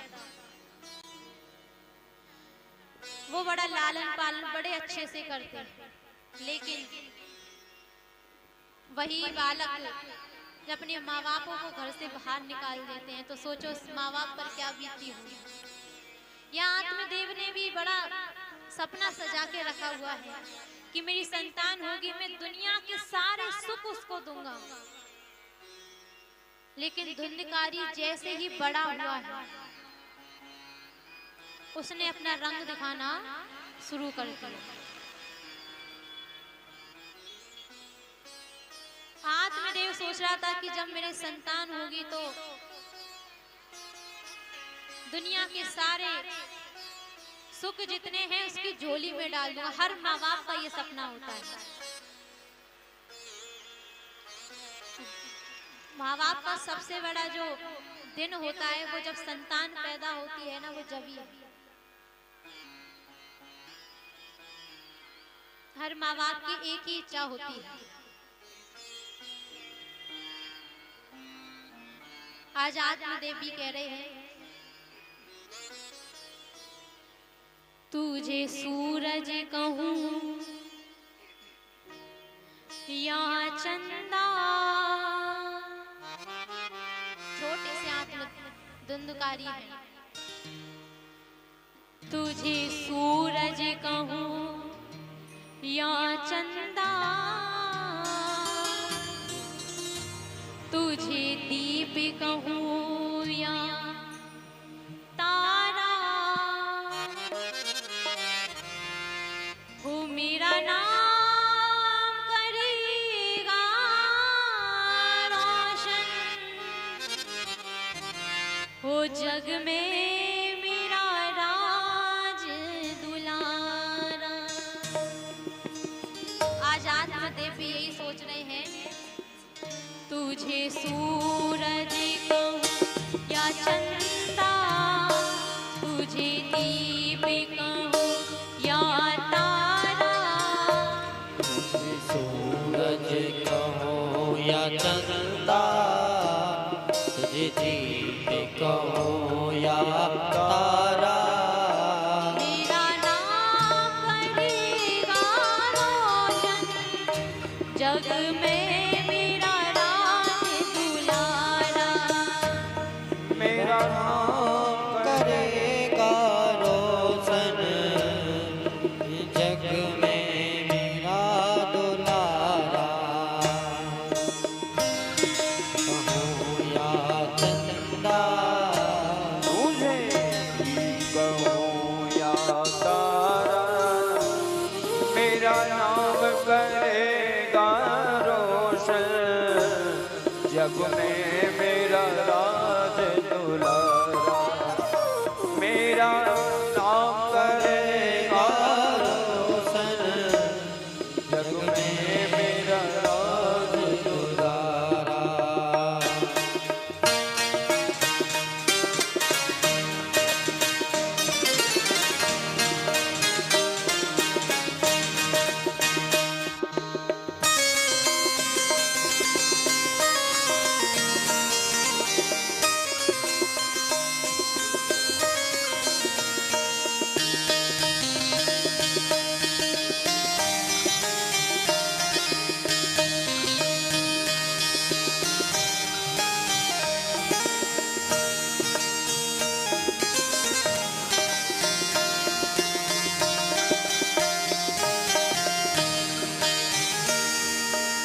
माँ बाप कहते हैं मैं कभी से तरस रहा था, मेरे आंगन में कोई खेले, नन्ही सी हंसी के बदले मेरी सारी खुशियाँ ले।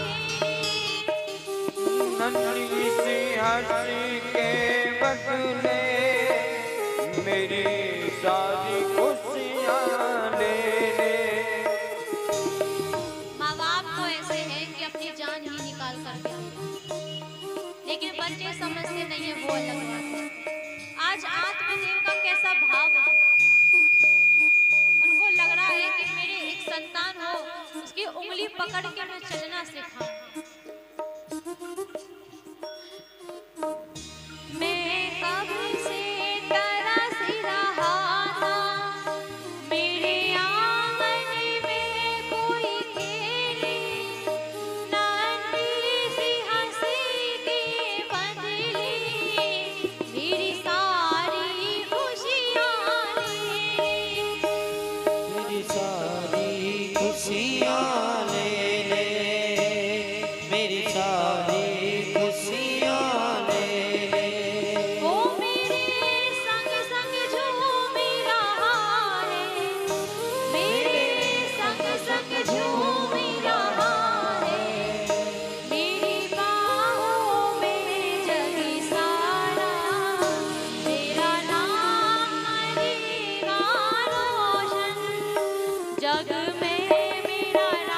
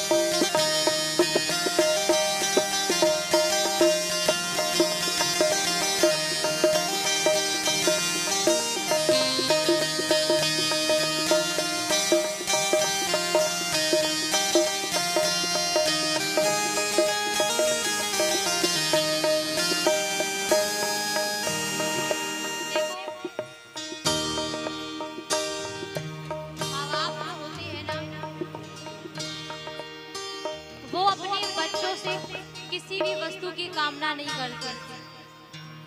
ना उनको बदले में धन चाहिए, ना बदले में दौलत चाहिए। बताइए, आप भी तो माँ बाप ही हैं, आपको बदले में अपने बच्चों से धन दौलत चाहिए क्या? बस क्या चाहिए कि ये जहाँ भी रहे बस खुश रहे।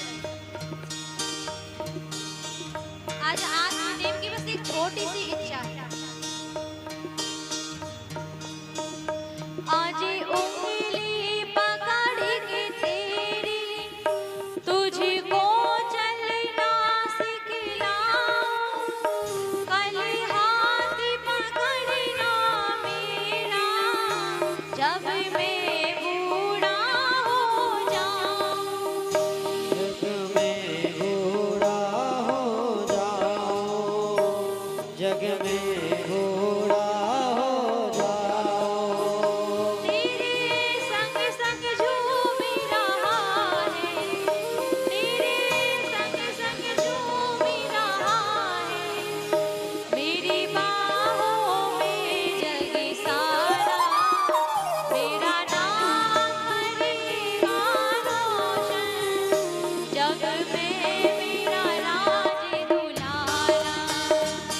मेरा नाम करेगा रोशन, जग में मेरा राज दुलारा।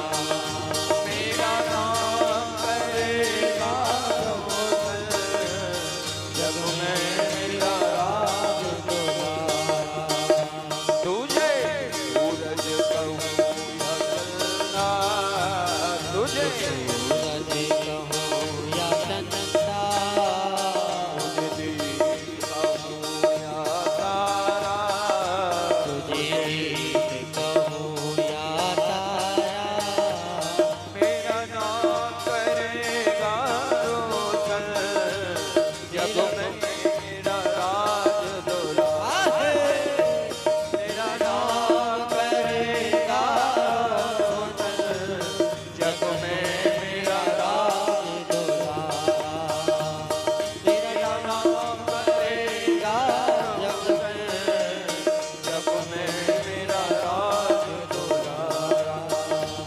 मेरा नाम करेगा रोशन, जग में मेरा राज दुलारा।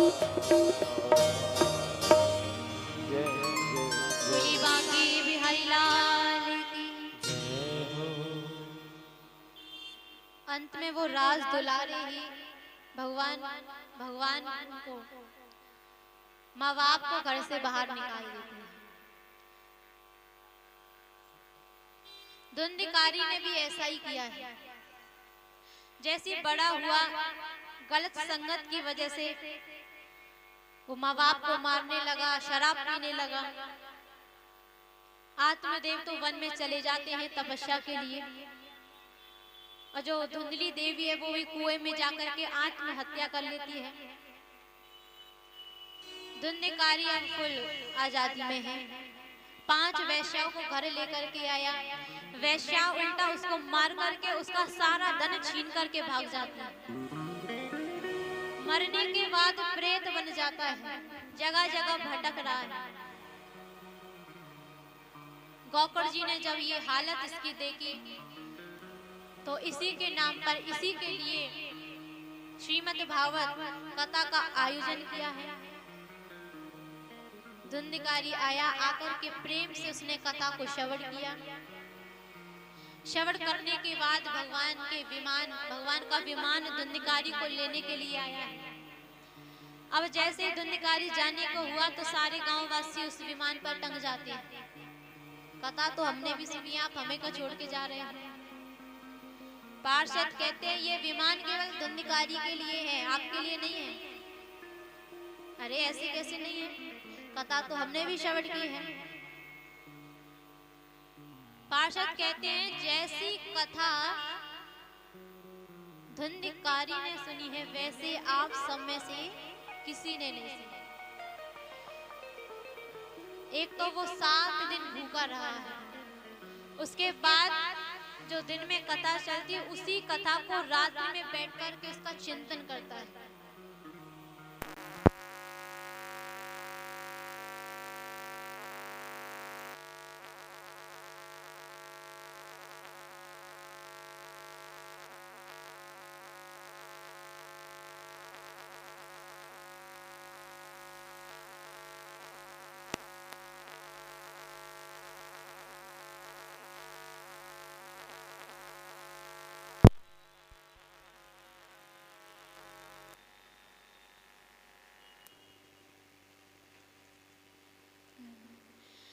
बोली बांके बिहारी लाल की। तो इस प्रकार भागवत श्रवण करने से धुंधकारी की मुक्ति हो जाती है। ये सभी के ताप को, कष्टों को हरण करने वाली श्रीमद् भागवत है, इसलिए आप सभी इसे प्रेम से श्रवण करें। अच्छा देखिए, कल की जो कथा होगी वो 1 बजे से होगी, इसलिए आप सभी 1 बजे यहाँ पे आ जाएं। आज कलश यात्रा थी इसलिए लेट हो गए हैं, लेकिन कल से जो कथा का हमने समय रखा है वो 1 है और 1 बजे हम यहाँ मंच पर आ जाएंगे। तो हो सके तो आप 1 से पहले ही आ जाना, 20 मिनट पहले, क्योंकि जब तक आप ही नहीं आएंगे तो हम कथा किसको सुनाएंगे। श्रोता का होना बड़ा जरूरी है, इसलिए आप सभी अपने समय पर आए। तो कथा के रूप में मैं अपनी वाणी को आज यहीं विश्राम करती हूँ। तो पहले थोड़ा सा नृत्य करेंगे, उसके बाद आरती की ओर प्रस्थान करेंगे।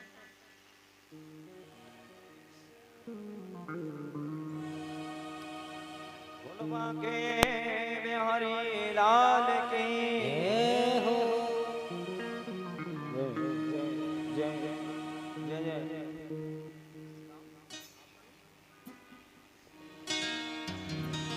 बोली बांके बिहारी लाल की जय हो।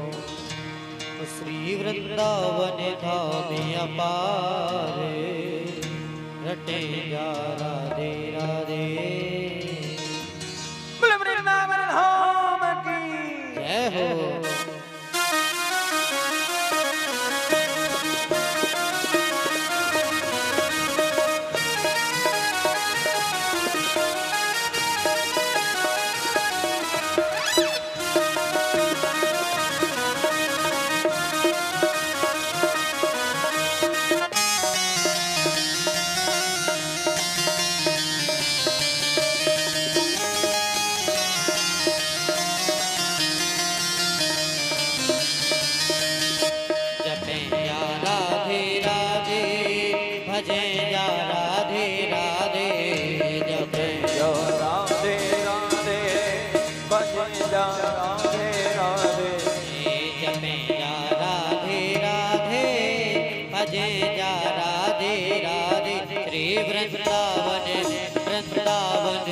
वृंदावन धाम अपार जपे जा राधे राधे।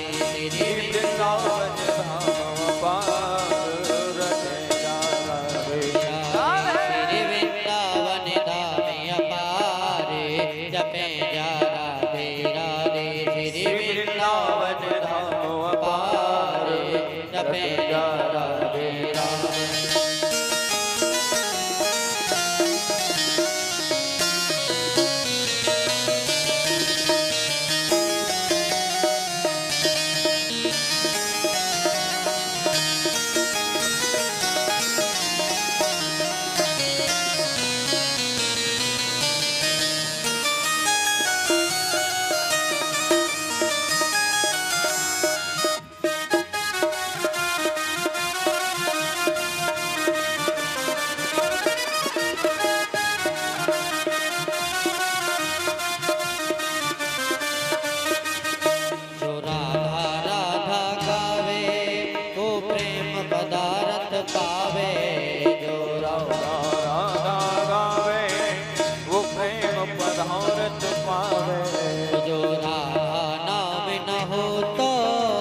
सुराज बेचारो रोतो जो राम न हो तो रसराज बेचारो रोतो। वाको नहीं हो तो कृष्ण अवतार जपे जा राधे राधे।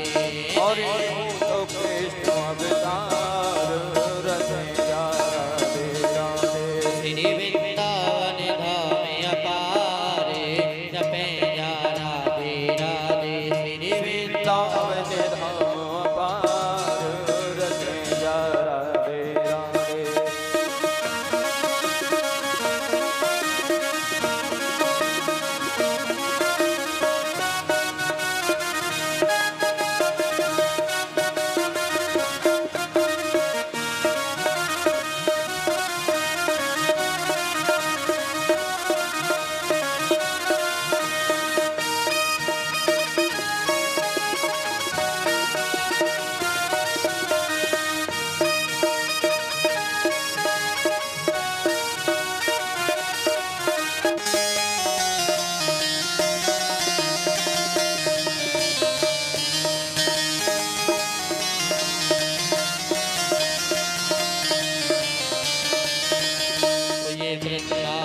की लीला मत जानो गुर को चीला।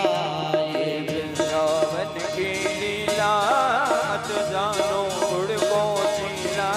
ये वृंदावन की लीला मत जानो गुर को चीला। ये वृंदावन की लीला मत जानो गुड़ को चीला। या मेरी सी मुनि गए हारे जपे या राधे राधे। हो जा मेरे ऋषि मुनि गए राधे राधे राधे। वृंदावन धाम अपारे जपे या राधे राधे। वृंदावन धाम अपार रचे राधे राधे। जपे या राधे राधे भजे या राधे राधे। जपे या राधे राधे जपे जा राधे राधे। श्री वृंदावन धाम अपारे जपे या राधे राधे। वृंदावन अपार रचे राधे राधे। भजे या राधे राधे। भजे राधे राधे। भजे या राधे राधे। जपे जा राधे राधे। जपे या राधे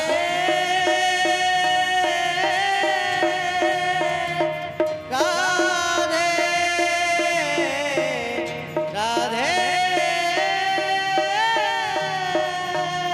राधे।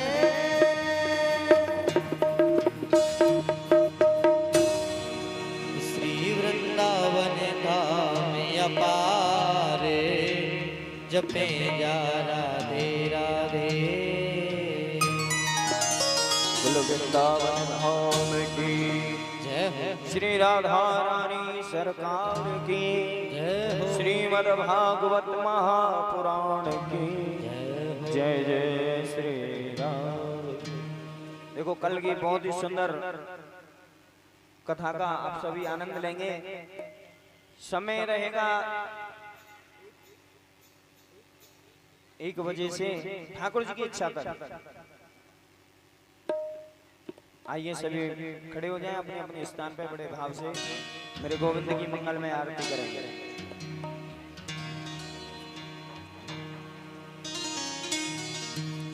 अरे बांके बिहारी तेरी आरती गाओ। बांके बिहारी तेरी आरती गाओ। हे गिरधर तेरी आरती गाओ। हे गिरधर तेरी आरती गाओ। अरे आरती गाओ आपको बनाओ। बांके बिहारी तेरी आरती गाओ। आरती गाओ आपको मनाओ। जो बिहारी तेरी आरती गाओ। बांके बिहारी तेरी आरती गाओ। बांके तेरी आरती गाओ। यशोदा के लाला तेरी आरती गाओ। यशोदा के लाला तेरे आरती गाओ। मोरी मुकुट तेरे शीश पे सोहे।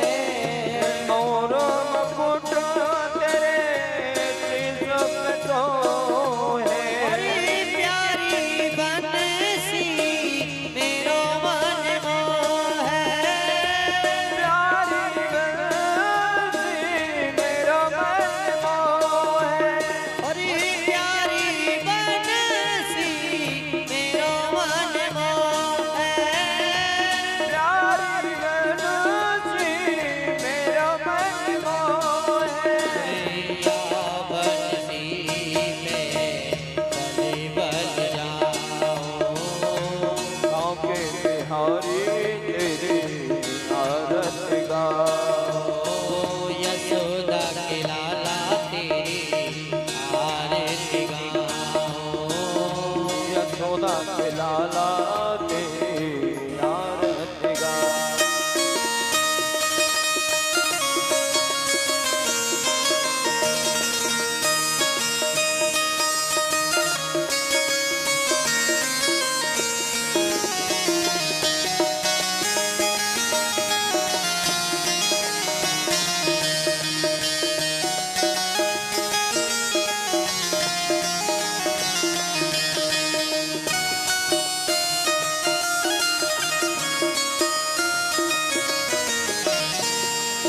से निकली है गंगा प्यारी, चरणों से निकली गंगा प्यारी, चरणों से निकली है गंगा प्यारी, चरणों से निकली है गंगा प्यारी।